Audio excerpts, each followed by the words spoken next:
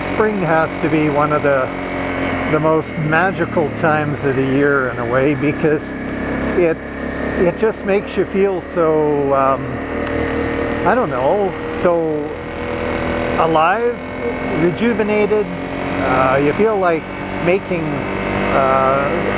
new beginnings on things, starting new projects.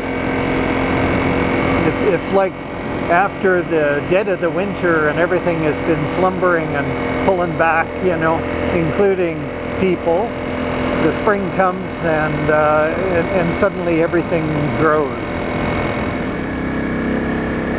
Well, this is great. I'm almost at the top of this road, and for this time of year, that's unheard of. Isn't spring awesome?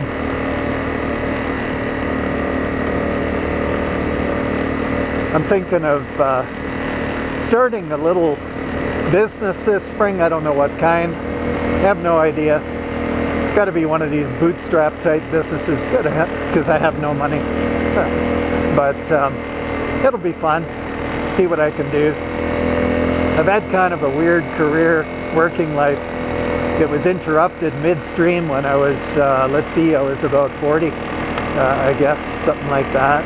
And I had been, was it when I was 40? I got to think this through now. It was, yeah, it was about when I was 40, 41. And I had been in management in the paint retail wholesale industry for a manufacturer for about 10 years, and everything was going great guns, and you know, future was promising. And then I had to quit with a spinal condition, so that really threw me off, and it took me about 4 years to physically recover to the point where I could, you know, get around okay and that type of thing. And so it was a challenge, and mentally it threw me, you know, went through some depression and such.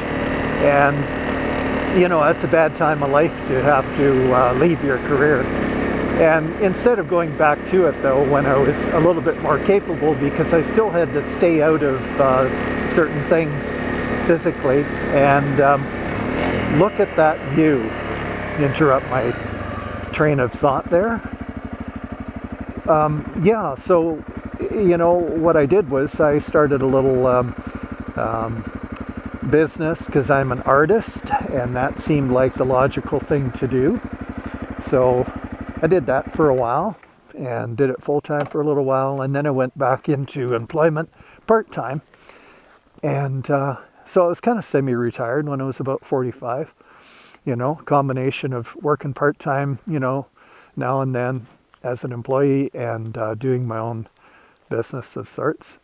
After the art, I started a little fabricating business, and where my garage became my shop, complete with all the necessary metal lathe and whatnot, and sold stuff all over the world. You know, it was not huge income, but it was really, really enjoyable.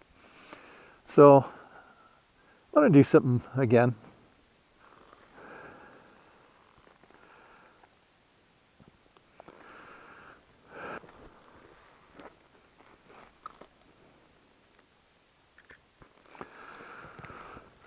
This little handlebar bag, I got this at Canadian Tire.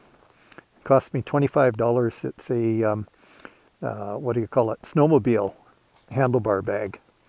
So I just strapped it onto some pipe insulation as a bar pad there, and just to keep it from rattling around, keep it snug on its straps.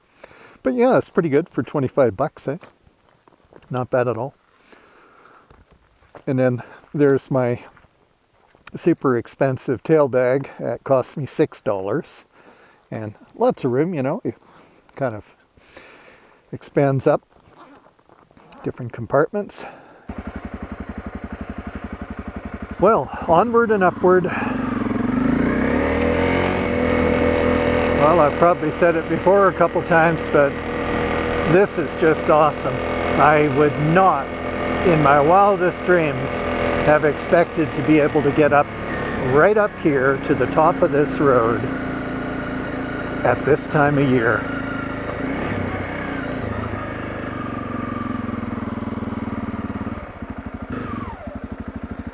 Well, I can see, okay, see this is where the road continues, and then it goes on to the snowmobile trails, which is maybe where all these people are. They probably have their snowmobiles up there, and I can see the snow starts right there.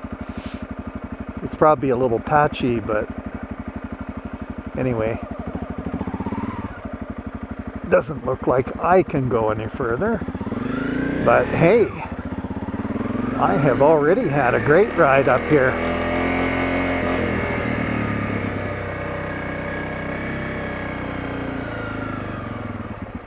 Yeah, so that's probably what it's like up there. Still a lot of snow.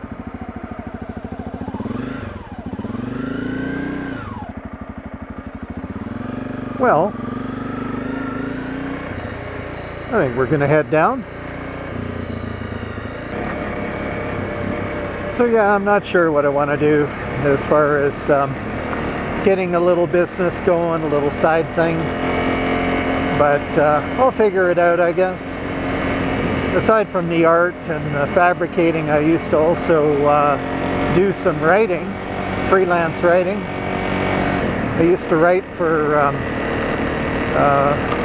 regional business magazines, that sort of thing. So there's a few options open to me. Maybe I can combine a couple of them. The important thing is just to have fun with it, right? I mean, you know, I used to really enjoy the fabricating business because, well, for a lot of reasons, you know, I enjoyed working with my hands, and I enjoyed working out of the garage, and you know, it was just a great environment to do that in, and it was kind of cool, you know, doing the business side of it, you know, marketing. It was totally done on the net, and people would purchase the products directly off my website using PayPal, and it was cool because I sort of knew where the market hung out on the net, kind of thing, you know, if you think of it that way. On the net, it's kind of hard to reach a market sometimes, but if it's a niche market with people that follow products with enthusiasm, kind of like the motorcycle market in that respect, then you know where they hang out, you know, in the forums and news groups and such. So it was kind of easy to get exposure and therefore sales. So it was kind of cool to wake up in the morning and log on to the computer and see that I've got, oh, you know, 2 or 3 sales, you know, or whatever.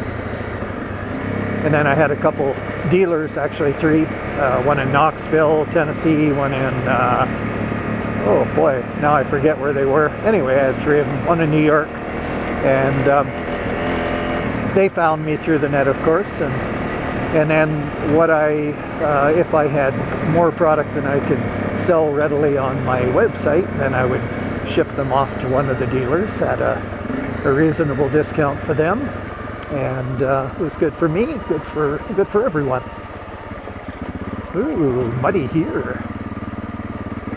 Anyway, so I enjoyed all that. You know, I like I like marketing and figuring out ways to do stuff. It's fun.